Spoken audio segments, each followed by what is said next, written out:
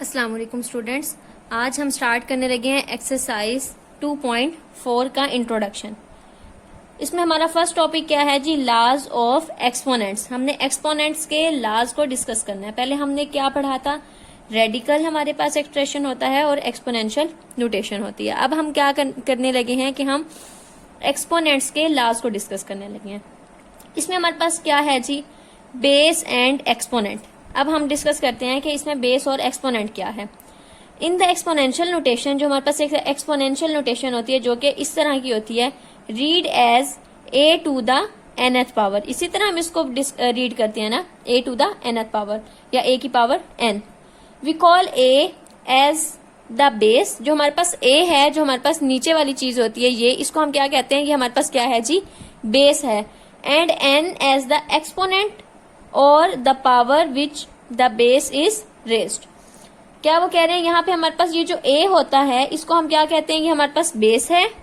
और जो हमारे पास ऊपर पावर होती है उसको हम कहते हैं कि ये तो, या फिर हम उसको कहते हैं कि ये पावर है, ठीक है, या हम उसको कहते हैं कि हमारे पास जी एक्सपोनेंट है। इसको हम एक्सपोनेंट भी बोल सकते हैं और इसको हम पावर भी बोल सकते हैं। और जो a है हमारे पास, वो क्या है जी? बेस है।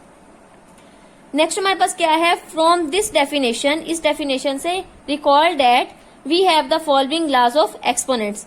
इस डेफिनेशन के थ्रू हम क्या करते हैं जी? रिकॉल कर रहे हैं इन लॉज को। अगर हमारे पास बेस सेम हो दो चीजों की, ठीक है, a की पावर m और a की पावर n, तो हम क्या करते हैं? इन दोनों की पावर्स को ऐड कर देते हैं। अगर हमारे पास बेस सेम हो, लाइक हमारे पास अगर इस तरह हो कि 2 की पावर 1 और 2 की पावर 2, तो हम इसको इस तरह से लिख सकते हैं, which is equal to 1 plus 2। ठीक है, हम इनकी पावर्स को ऐड कर देते हैं। अगर हमारे पास बेस सेम हो, बेस सेम हो तो पावर्स ऐड हो जाती हैं अगर वो मल्टीप्लाई हो रहे हो।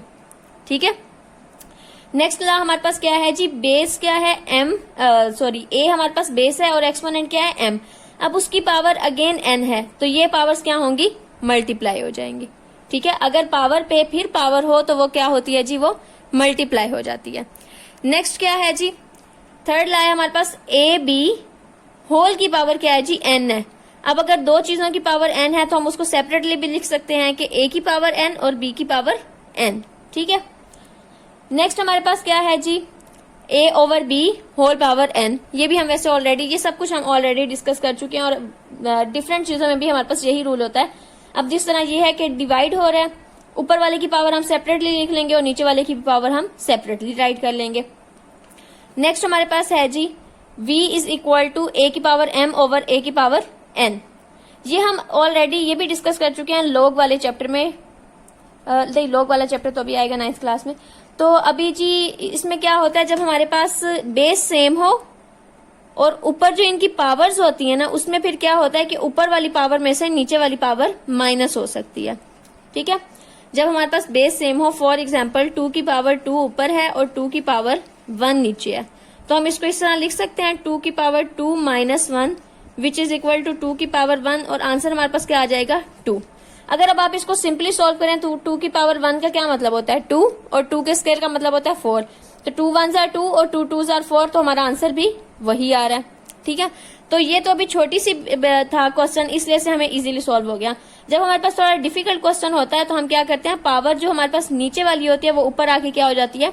माइनस हो जाती है। अगर हमारे पास बेसिस सेम हो, बेस सेम है, पावर्स क्या होंगी? अगर मल्टीप्लाई हो रहा है तो ऐड हो जाएंगी, अगर डिवाइड हो रहा है तो माइनस हो जाएंगी। ठीक है, नेक्स्ट हमारे पास ये है कि अगर किसी भी बेस की पावर 0 होती है, बेस की या किसी भी वेरिएबल की पावर जो है वो हमारे पास 0 होती है, तो उसका आंसर क्या होता है? 1 होता है। ये आपने हमेशा याद रखना है। लाइक a की पावर अगर 1 होगी तो वो तो इक्वल होगा a के, अगर a की पावर 2 होगी तो वो a स्क्वायर होगा। लेकिन अगर a की पावर 0 है, किसी भी नंबर की पावर 0 है, तो उसका मतलब है विच इज इक्वल टू 1। ठीक है, और हम ये नहीं कह सकते कि वहां पे a इक्वल होगा 0 के, a इक्वल नहीं होगा 0 के। ठीक है, नेक्स्ट है जी हमारे पास इसका 7th रूल। वो क्या है कि अगर a की पावर माइनस n है, तो ये माइनस है ना, मैंने आपको ऑलरेडी ये भी बता चुकी हूँ कि अगर हमारे पास यहाँ पे कुछ माइनस में है, फॉर एग्जाम्पल ये ऊपर जाके माइनस हो गया ना, तो अगर हम इसको नीचे लेके आएंगे वापस तो ये प्लस का हो जाएगा। इसी तरह ये भी है, a की पावर माइनस n है which is equal to 1 over a की पावर n। ठीक है, where a is not equal to 0। Next हमारे पास है जी applications of laws of exponents. अब हम इसके एप्लीकेशंस देख रहे हैं। The method of applying the laws of indices, indices भी हम ये एक्सपोनेंट्स को ही कहते हैं, to simplify algebraic expression is explained in the following examples. वो कह रहे हैं कि हमारे पास जो ये लॉज ऑफ एक्सपोनेंट्स हैं इसको हम कहाँ यूज करते हैं, सिंप्लीफाई करने के लिए अल्जेब्रिक एक्सप्रेशंस को। ठीक है, तो अब इसमें फर्स्ट क्या है example, use rules of exponents to simplify each expression and write the answer in the terms of positive exponents. हमने कोशिश करनी है कि हम आंसर जो है वो किसमें लिखें, पॉजिटिव एक्सपोनेंट्स में, और इन लॉज को अब हमने यूज करना है। इन लॉज को अच्छे से रिमेंबर कर लें। ठीक है, तो क्या हो गया जी, अब हमारे पास है एक्स की पावर -3, एक्स की पावर -2, एक्स की पावर -3, वाई पावर 7 और वाई की पावर 4। और ये हमारे पास है जी सेकंड क्वेश्चन। ये एग्जांपल्स हैं तो हम ये यहीं से ही डिस्कस कर लेते हैं। क्या हो गया जी हमारे पास, एक्स की पावर -2, एक्स की पावर -3, वाई की पावर 7 और एक्स की पावर -3 और वाई की पावर 4। अब फर्स्ट ऑफ ऑल तो हम इसका ये वाला रूल अप्लाई करेंगे कि बेसिस सेम है। हम देखते हैं सबसे पहले कि बेसिस सेम है। अब हम क्या करेंगे, इनकी पावर्स को ऐड कर देंगे। -2 -3 क्या हो गया, -5, ये हमने यहाँ राइट कर दिया, और y की पावर 7 वैसे का वैसे ही आ गया। ठीक है, नीचे वाले में क्या हो रहा है जी, x की पावर -3 और y की पावर 4। यहाँ बेसिस सेम नहीं है, ये कुछ भी नहीं हो सकता, ये हमने वैसे ही राइट कर दिया। यहाँ उन्होंने साइड पे मेंशन भी कर दिया ये कौन सी यहाँ पे यूज हो रही है, a की पावर m और a की पावर n वाला, जहाँ पे हम क्या करते हैं, बेसिस सेम हो तो पावर्स को हम ऐड कर देते हैं। ठीक है, नेक्स्ट अब हमारे पास ये वाला है, इसमें क्या हो गया जी, अब हमारे पास y की पावर क्या है 7 ऊपर। अब ये वाला y क्या होगा, डिवाइड हो रहा है ना, तो बेसिस सेम है, क्या होगा जी, ये ऊपर आके माइनस हो जाएगा, y की पावर 7 माइनस y की पावर 4। इसी तरह जो x है ये भी हम इसी तरह करेंगे, x की पावर यहाँ -3 थी, आप चाहें तो आप इसको ऊपर भी लेके चले जाएं तो भी कोई मसला नहीं है। ठीक है, यहाँ हमारे पास क्या था जी, x की पावर -5 थी, यहाँ x की पावर -3 थी। उन्होंने हमें कहा कि आप कोशिश करें कि आपका आंसर जो है वो पॉजिटिव है। तो हम क्या करेंगे कि अगर हमारे पास कोई नेगेटिव वैल्यू है तो हम उसमें बड़े वाले को चेंज करेंगे। बड़े वाले को अगर वो ऊपर है तो उसको नीचे ले जाएंगे, नीचे है तो ऊपर ले जाएंगे। अगर हमारे पास पॉजिटिव है तो हम छोटी वैल्यू की जगह चेंज करेंगे। ठीक है, अगर पॉजिटिव होगा तो हम स्मॉलर वैल्यू की जगह चेंज करेंगे, अगर नेगेटिव होगा तो हम जो हमारे पास बिग या लार्ज वैल्यू होगी उसकी जगह हम चेंज करेंगे। ठीक है, इनकी उससे हमें क्या होगा, अगर हमारे पास पॉजिटिव है तो ये तो ऊपर जाके स्मॉलर वैल्यू जो है ये माइनस हो जाएगी, तो हमारे पास आंसर पॉजिटिव में ही रहेगा, जिस तरह यहाँ 3 आ गया। ठीक है, और यहाँ क्या होगा, अगर मैं ये छोटी वैल्यू को ऊपर ले जाऊं तो यहाँ -2 हो जाएगा, हमें पॉजिटिव आंसर चाहिए। तो जब हमारे पास माइनस में आ रही होती है ना एक्सपोनेंट्स, तो हम बड़ी वैल्यू की जगह को चेंज करेंगे। ठीक है, तो अब ये x नीचे आ गया, ये आके यहाँ पे क्या हो गया जी -3 और ये -5 था, ये नीचे आके जी ऐड हो गया। इसी तरह x की पावर क्या हो गई 2, ये हमारा आंसर आ गया। ठीक है, y³ ओवर x²। अब नेक्स्ट क्वेश्चन हम देख लेते हैं, 4a³ b की पावर है 0 ओवर 9a की पावर है -5। अब फर्स्ट ऑफ ऑल तो हमारा क्या रूल था जी, यहाँ पे हमने इजीली सिंप्लीफाई करते रहना है। आसान चीज हमें क्या दिख रही है अभी यहाँ पे कि b की पावर 0 है, वो किसके इक्वल होती है, 1 के इक्वल होता है ना। किसी भी चीज की पावर जो है वो 0 होगी तो वो क्या होगा जी, 1 के इक्वल होगा। तो अब यहाँ हमने कर दिया रिप्लेस, इसकी पावर 0 थी तो ये क्या हो गया जी 1 हो गया, 1 के इक्वल हो गया। बाकी हमारे पास क्या है जी 4 वैसे ही आ गया। अब ऊपर भी a है और नीचे भी a है, तो मैंने आपको क्या था कि अगर हमारे पास नेगेटिव आ रहा हो तो हम बिगर वैल्यू की जगह को चेंज करते हैं। ठीक है, तो हमारे पास नेगेटिव आ रहा है, अगेन हम क्या करेंगे, इसकी जगह को चेंज कर देंगे, ये ऊपर चला जाएगा, ऊपर जाके क्या हो जाएगा, ऐड हो जाएगा। ठीक है, तो a की पावर 3 + 5 हो जाएगा, 3 ये वाला और 5 ये वाला। तो हमारे पास आंसर क्या आ गया, 4a की पावर 8, 1 से मल्टीप्लाई होगा वैसे ही आ जाएगा, और 9। अब हमारे पास क्या है जी, इसकी पावर क्या है -2 है। ठीक है, अब इसको भी अच्छे से रिमेम्बर कर लें, जब हमारे पास यहाँ पे पावर -2 आ रही हो तो हम इसको किस तरह से सिंप्लीफाई कर सकते हैं। अगर हम ये जो हमारे पास अंदर वैल्यू होगी इसको चेंज कर दें, नीचे वाली वैल्यू को ऊपर ले आए, ऊपर वाली वैल्यू को नीचे ले जाएं, तो इस तरह हमारा ये जो साइन नेगेटिव है ये पॉजिटिव में कन्वर्ट हो जाता है।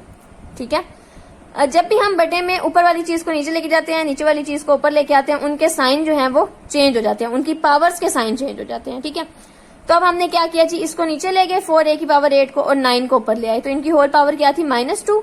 अब ये क्या हो गई जी +2। ठीक है, तो अब हमने इसको सॉल्व कर लिया। 9 का स्क्वायर क्या हो गया 81 और 4a की पावर 8 का स्क्वायर क्या हो गया जी 16a की पावर 16। ठीक है, इस तरह हमारा ये क्वेश्चन भी सॉल्व हो गया। अब वो क्या कह रहे हैं, simplify the following by using the law of indices. हमने एक्सपोनेंट्स के लॉज को यूज करना है। तो अगेन हम क्या करेंगे जी, क्या है जी 8/125, इसकी होल पावर क्या है -4/3। ठीक है, अब हम इसको क्या करेंगे, ये रहा क्वेश्चन। हम इसको किस तरह से सॉल्व करेंगे, फर्स्ट ऑफ ऑल तो हम इस माइनस को कन्वर्ट करेंगे पॉजिटिव में। पॉजिटिव में कन्वर्ट करने के लिए क्या किया, इसको नीचे ले आए, इसको ऊपर ले गए, 125/8 हो गया। ठीक है, अब नेक्स्ट हमने क्या करना है, हमने एक्सपोनेंट्स जब हमने पहले डिस्कस किए थे एक्सरसाइज 2.3 में, तो हमने क्या किया था 32 को कुछ इस तरह से कन्वर्ट किया था कि उसकी पावर कोई ऐसा नंबर हो जिसकी पावर 4 हो, ताकि हम इस 4 को इससे कैंसिल कर सकें। ठीक है, तो अब हम यहाँ पे भी कुछ ऐसा ही करेंगे। क्या हो गया जी 125/8 की पावर 4/3 है। अगर इसको हम गौर से देखें 125 को, तो ये 5 का क्यूब बन रहा है। ठीक है, हम इसको लिख देंगे 5 का क्यूब। इसी तरह 8 हमारे पास क्या बन रहा है जी 2 का क्यूब बन रहा है, इसको हम इस तरह से राइट कर देंगे। अब ये 3 इस 3 से कैंसिल और ये 3 इस 3 से कैंसिल, पावर्स हमने सेपरेटली लिख दी हैं। तो अब हमारे पास क्या हो जाएगा 5 की पावर 4 और 2 की पावर भी 4, तो हमारा आंसर आ गया 625/16। ठीक है, इसी तरह सेकंड क्वेश्चन है 4 × 3 की पावर n ओवर 3 की पावर n + 1 - 3 की पावर n। ठीक है, इसको भी हम सॉल्व करते हैं। ये वैसे ही आ गया 4 × 3 की पावर n। ठीक है, अब ये जो हमारे पास ये वाला पार्ट है, इसको मैं बताती हूँ किस तरह की है। यहाँ पे हम इसको लिख सकते हैं इस तरह 3 की पावर n। एक और स्टेप यहाँ ऐड कर देते हैं तो आपको ज्यादा अच्छे से समझ आ जाएगी।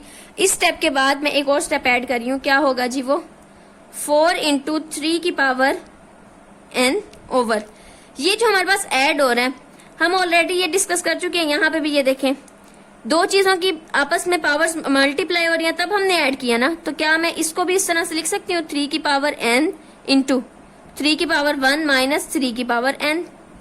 ठीक है, हम इस तरह इसको राइट कर सकते हैं ना, क्योंकि मल्टीप्लाई हो रहे हैं, बेसिस सेम है, तो क्या होगा जब मल्टीप्लाई होंगे तो n + 1 हो जाएगा। ठीक है, अब यहाँ से हमने क्या किया, ये 3 की पावर n और ये 3 की पावर जो n है ये कॉमन ले लिया, तो क्या हो गया 3 - 1।